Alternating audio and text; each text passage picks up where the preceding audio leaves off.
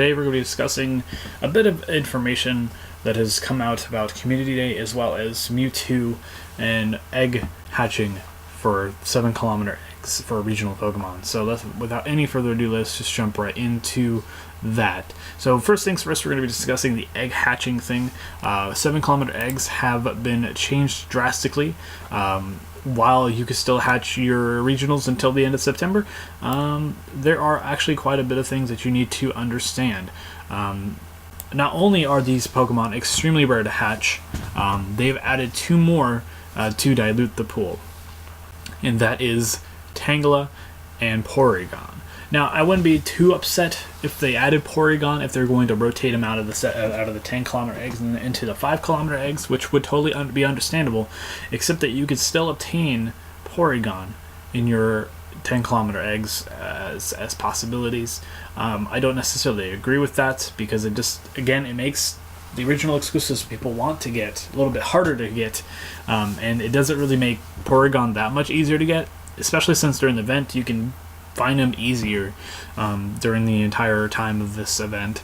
However, another bright side though, some of the Alolan Mons have been increased in their consistency of spawning in eggs. Vulpix particularly was originally 5% and now has reached to the standard percentage that every other Alolan has at this current point in time.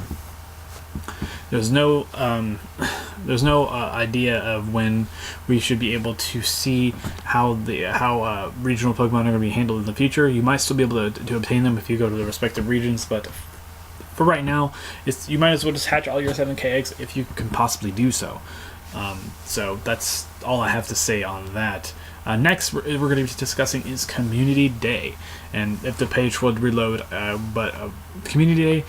Chikorita is going to be the Pokemon of choice for that. We're going to have shiny Chikorita, and it's going to have an exclusive move when you evolve Chikorita called Frenzy Plant. Now this probably won't increase the competitive viability of Chikorita. It might increase it just a little bit, make it at least a somewhat decent grass type, but there are still going to be better grass types out there. For example, Venusaur, who also has Frenzy Plant as an option if you caught them back during that Community Day.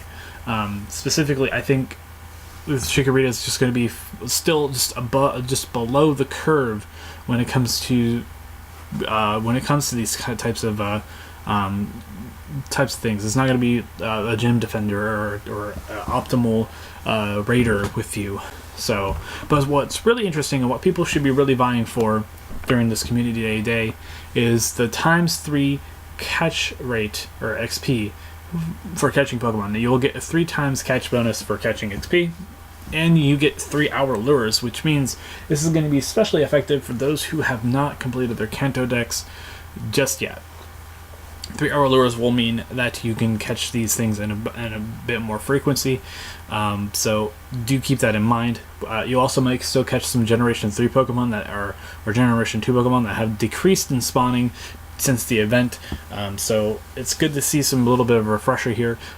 Mainly looking forward to catching Dratini's and Ammonites and stuff like that. Hopefully getting shinies of all of those. And Magikarp is also good if you haven't for spawning. If you have not completed the Evolve a Magikarp research task for Mew. Though you should probably be working on that right now. Now of all time, since that way you'd have to walk a billion kilometers just to get yourself a Gyarados.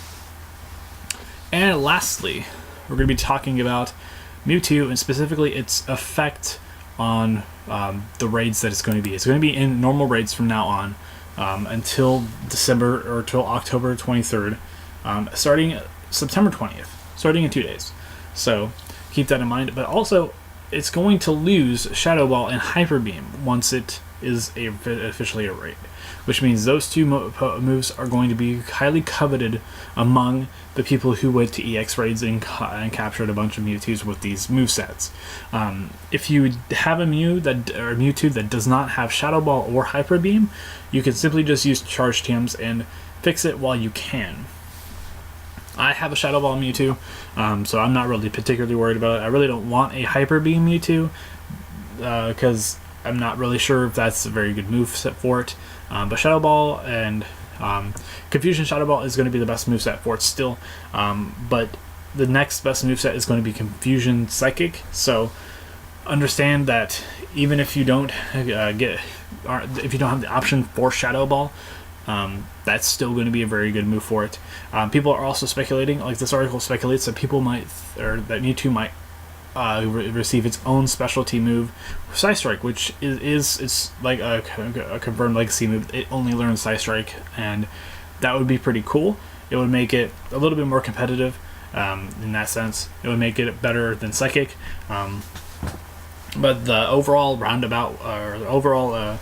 way of saying this is that it's pretty good for you if they do that. But Confusion Psychic is also not a bad moveset either. But it also changes the optimal counters just a little bit. Ghost types are still going to be your best counters, and fighting types are going to be your worst counters, obviously. But you can now add more optimal counters that are not. Or that are really good against ghosts, such as dark types or something like that. So I think that's very good for the community as a whole, because Mewtwo is very important in the game as far as it being a powerhouse. It's still going to be one of the best psychic types in the game. So don't let that fool you. So if you guys did enjoy, please leave a comment in the comment section down below. I will see you guys in the next video. This has been DSP signing out, or DSG signing out.